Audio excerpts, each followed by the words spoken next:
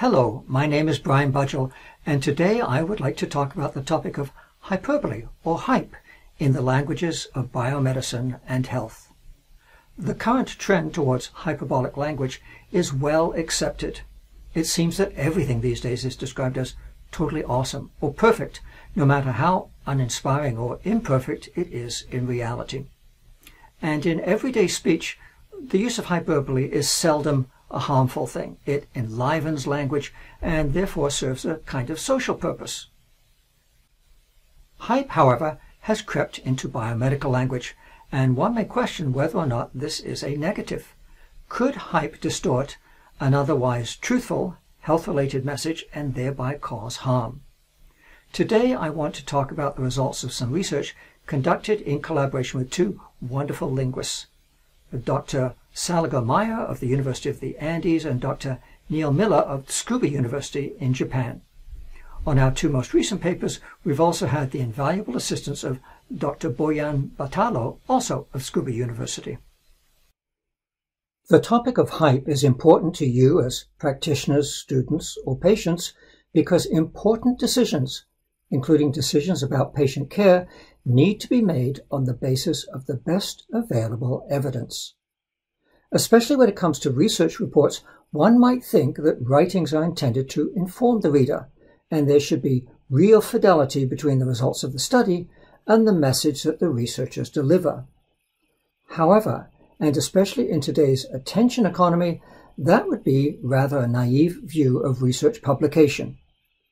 Virtually worldwide, there has been a substantial contraction in available funding per researcher, so that there is intense competition to get and stay employed, to earn promotions, to obtain funding, and to achieve status, for example, through publishing in elite journals. And so, apart from simply sharing information, research publications serve a social purpose of enhancing a researcher's status, and so providing all of those perks that come with being well known. With that as a backdrop, let's see if we can identify hype in research reports and judge what it is achieving for the authors and research consumers. We judged hype as being words or expressions which were unnecessarily emotive or evaluative, and which could have been replaced by more objective expressions which would still have conveyed the same factual information.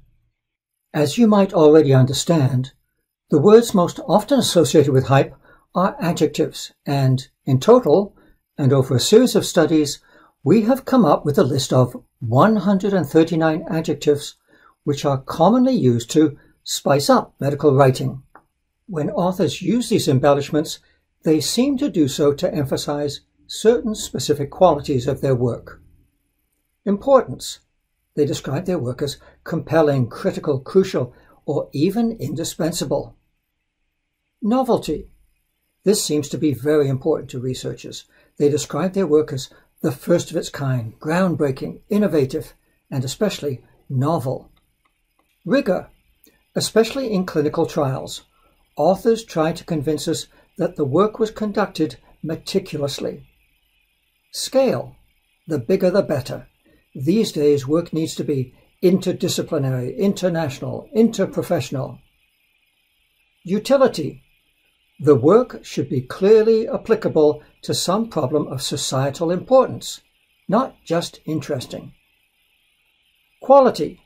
Researchers like to talk about their own qualities or those of their team. They describe themselves as experienced and highly qualified. Attitude.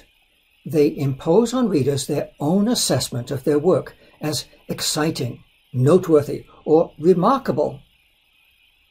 And the problem. Finally, they portray the problem that they are addressing as of utmost importance. It is daunting, dire, or critical. In fact, as in these quotations from the authors of two different papers, researchers recognize that they're using a bit of salesmanship. These quotations regarding three different papers suggest that authors are conscious, right down to the level of individual word choices, of what they are doing. At least to some degree, hyping one's own research is a conscious choice. Having said that, And especially for authors who are not native English speakers, there is a tendency to copy or imitate text from papers which have already been published in high-ranking journals. This theme of imitation is something that we will return to. However, for now, we want to move to the high-stakes topic of funding applications. It is a simple mathematical reality that the number of researchers in the world is growing faster than the available research funding. And so competition for grants is getting harder and harder. In this kind of environment, researchers are really compelled to put their best foot forward when competing for grants. And so in this next study, we looked at hype in abstracts of grant applications to NIH. In this study, we looked at every grant application submitted to NIH since 1985.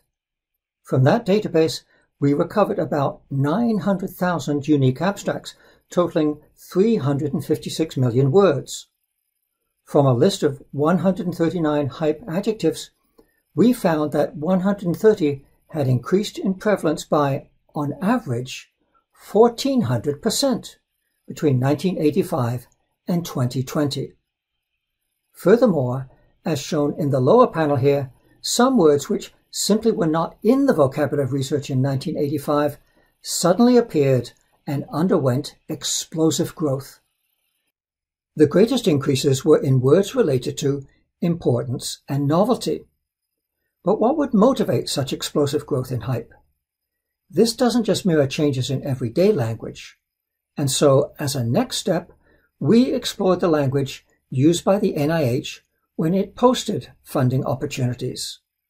Perhaps we should not have been surprised to find that, looking at approximately 16,000 announcements, there was an overall increase in hype adjectives of 41%. And as shown in these examples here, there was often a significant correlation between the growth of hype in announcements and the growth of hype in researchers' applications. And so, it appears that authors are basically doing what they're being asked to do in making their pitch for funding. They are being encouraged to use hype by the funding body. All of this leaves us with a couple of important questions which are challenging but not impossible to answer. One question is whether or not hyped applications are more successful than unhyped applications which otherwise are of the same quality. The other important question is whether hype in actual research reports is skewing clinicians' judgment and perhaps leading them to make inappropriate decisions about patient care. Thank you very much.